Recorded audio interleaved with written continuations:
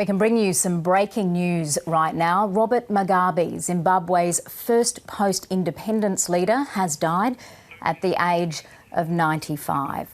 We've understanding that Robert Mugabe was in Singapore receiving treatment for ill health. He was there for some time.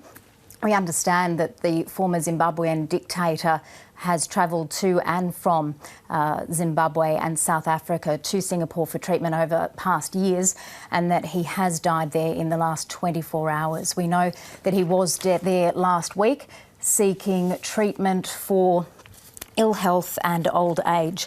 He ruled Zimbabwe for 38 years until he was forced to resign in 2017.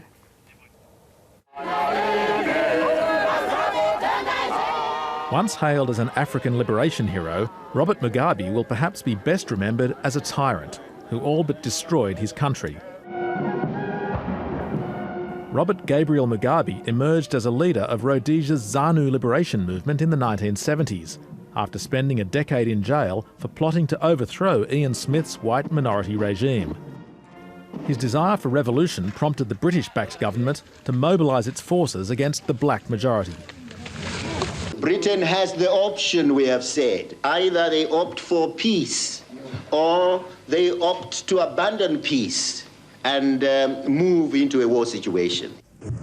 Robert Mugabe got his way. The Lancaster House Agreement paved the way for independence, ending British rule in Africa. I, Robert Gabriel Mugabe, do swear that I will well and truly serve Zimbabwe in the office of President, so help me God. The Zimbabwean leader quickly signed a pact with his bitter political rival Joshua Nkomo, effectively creating a one-party state. Over the next 3 decades, Robert Mugabe waged a brutal campaign to crush his opponents. He initially turned his anger on the white minority, which culminated in the violent eviction of white farmers. But he also turned on his own people. The current chaotic state of affairs in undesignated and crime-ridden areas could not be countenanced for much longer.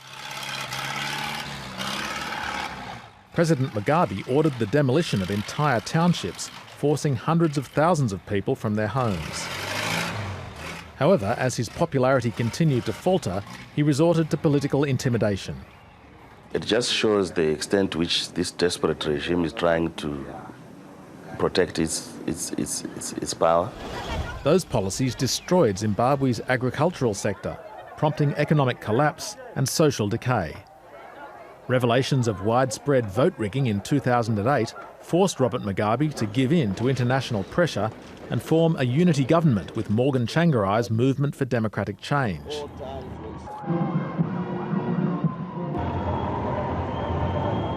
The president and his second wife Grace, who had an infamously extravagant lifestyle, were reviled both at home and abroad. Yet despite their reputations, they were still received by the Pope. Towards the end of his life, Robert Mugabe maintained that his grip on power had not weakened. But Mugabe was wrong. His 37-year reign finally came to an end following the sacking of his vice president and long-term ally, Emmerson Mnangagwa. Rumours abounded that the tyrant would appoint his wife Grace, 41 years his junior, as a replacement. For party officials, the possibility of Grace Mugabe as Zimbabwe's president-in-waiting was a bridge too far. The chief of the Zimbabwe Defence Force. Days later, the nation's army seized control of government and local television stations. The increasingly isolated Mugabe was placed under house arrest. His own party gave Mugabe an ultimatum: retire or face impeachment. Eventually, Africa's longest-serving ruler agreed to stand aside. A decision met with jubilation on the streets of Harare. His former deputy, Mr Mnangagwa, was installed as his successor under an agreement that granted Mugabe exemption from prosecution. In his final days, Mugabe was rarely seen outside the gated walls of his lavish mansion. But beyond these opulent grounds, the scars of his authoritarian rule will remain visible across his impoverished nation for years to come. Our breaking news of the past few minutes that Zimbabwe's former leader Robert Mugabe has died. He was aged 95. Zimbabwe's President Emmerson Mnangagwa has tweeted confirming the death.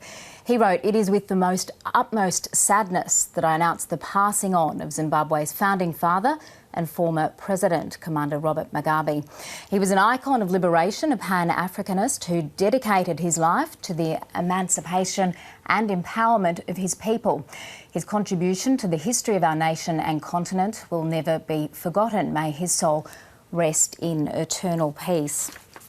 There will be quite a bit of reaction to this story. Many of it won't agree with what the current president has just said about Robert Mugabe, and we will be seeking to bring it to you this afternoon.